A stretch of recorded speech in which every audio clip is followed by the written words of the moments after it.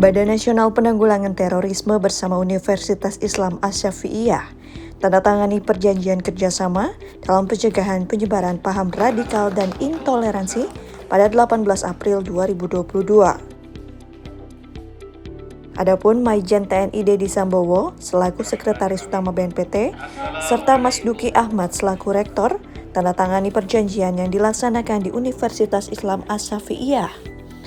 Nantinya kerjasama meliputi penyelenggaraan pelatihan dan pendampingan penyusunan pedoman internal terkait pencegahan paham radikal dan intoleransi serta implementasinya dalam Tridharma Perguruan Tinggi.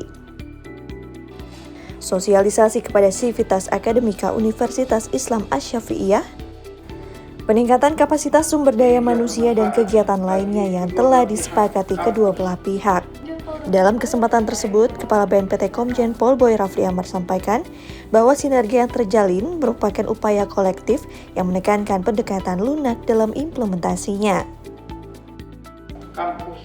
Perjanjian kerjasama berlaku selama 3 tahun yang harapannya dapat memaksimalkan peran kedua belah pihak dalam melakukan pencegahan terorisme melalui kesiapsiagaan nasional, kontraradikalisasi, dan deradikalisasi.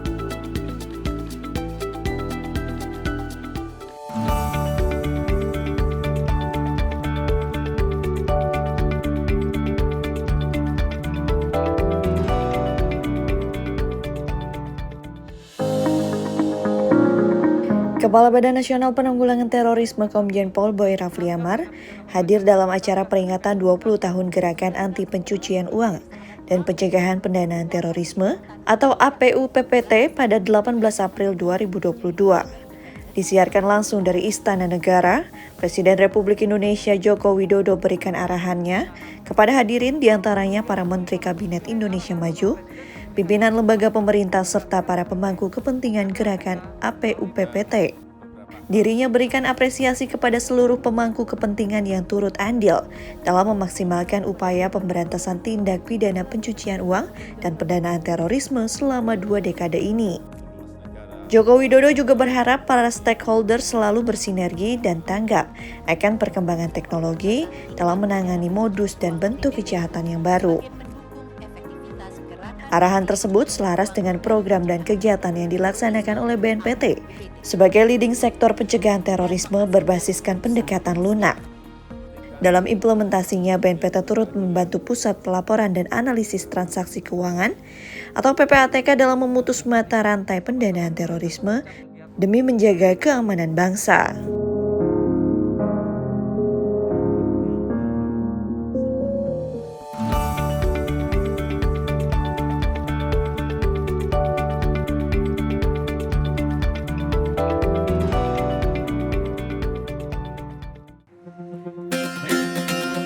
Selasa 19 April 2022, Badan Nasional Penanggulangan Terorisme melalui Subdirektorat Bina Lapas Khusus Terorisme adakan silaturahmi dengan warga binaan permasyarakatan Lapas Kelas 2B Sentul. Acara dibuka oleh Direktur Deradikalisasi Prof. Irfan Idris dan dihadiri pula oleh Kepala Lembaga Permasyarakatan Khusus Kelas 2B Sentul Irfan Cilais serta warga binaan permasyarakatan terorisme. Acara digelar sebagai momentum Ramadan agar setiap warga binaan dapat tetap bersyukur dan mampu maknai Ramadan meskipun dalam keterbatasan. Apresiasi juga diberikan oleh salah satu warga binaan di mana warga merasa bersyukur karena selama di lapas mendapatkan hal positif. Selain diberikan pembinaan keagamaan dan psikologi, diberikan pula skill yang dapat mendorong kemandirian. Diharapkan para warga binaan yang nantinya selesai masa tahanan dapat menerapkan 4T, yakni tanggal, tumpas, tinggal, dan tuntas, sehingga terbebas dari aktivitas radikal terorisme.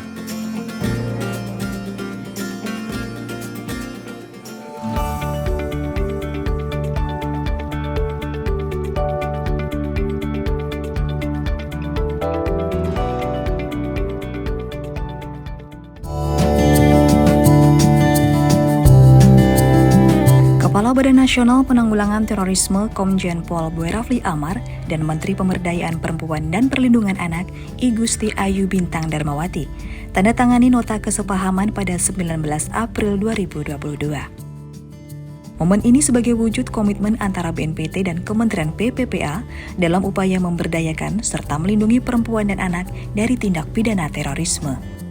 Sinergi menjadi penting mengingat angka keterlibatan perempuan dan anak dalam aksi terorisme semakin meningkat.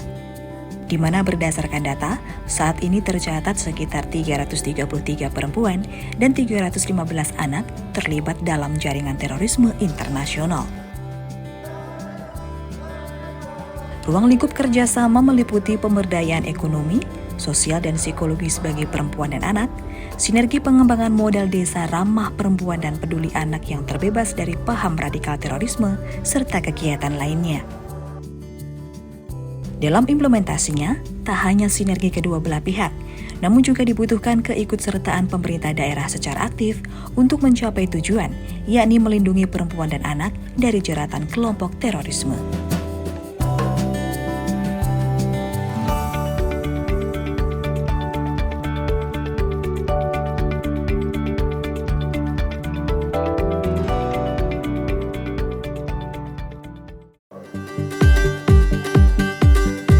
Kepala Badan Nasional Penanggulangan Terorisme Komjen Pol Boy Rafli Amar beserta jajaran menerima audiensi pengurus wilayah Nahdlatul Ulama PWNU Jawa Barat pada 20 April 2022 di kantor perwakilan BNPT Jakarta Pusat. Jawa Barat merupakan salah satu wilayah prioritas BNPT dalam upaya penanggulangan terorisme. Untuk itu, BNPT mengajak seluruh elemen masyarakat, termasuk PWNU Jawa Barat, untuk mengajak masyarakat mempertahankan jati diri kita dan 4 konsensus negara. Kiai Haji Deden Usman Ridwan, selaku Ketua LBM PWNU Jawa Barat, sampaikan bahwa pemerintah tidak sendiri. Dirinya sampaikan kesiapannya dalam mendukung program dan kegiatan BNPT memberantas terorisme.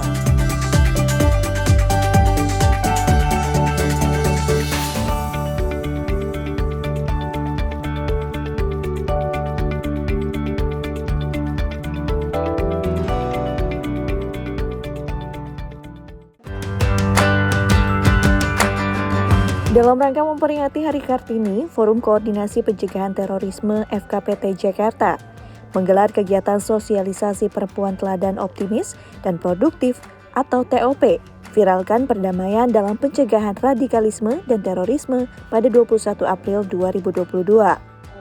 Kegiatan ini dihadiri oleh Ketua FKPT Jakarta, Taufan Bakri, beserta pengurus Kepala Bagian Hukum dan Hubungan Masyarakat BNPT, Kombes Pol Astuti Idris, perwakilan aktivis perempuan Nyonya Sumarni Ansyad Bai, serta perwakilan perempuan dari berbagai profesi. Sosialisasi ini bertujuan untuk mengajak kaum perempuan dalam menyebarkan perdamaian sebagai bentuk perlibatan masyarakat dalam upaya pencegahan terorisme. BNPT selaku leading sektor dalam penanggulangan terorisme turut mendukung kegiatan ini. Kombes Pol Astuti Idris selaku Kepala Bagian Hukum dan Hubungan Masyarakat BNPT berharap agar perempuan turut berkontribusi aktif dalam menyuarakan toleransi dan perdamaian. Kegiatan ini juga turut didukung oleh Nyonya Sumarni Ansyad Bai sebagai aktivis perempuan.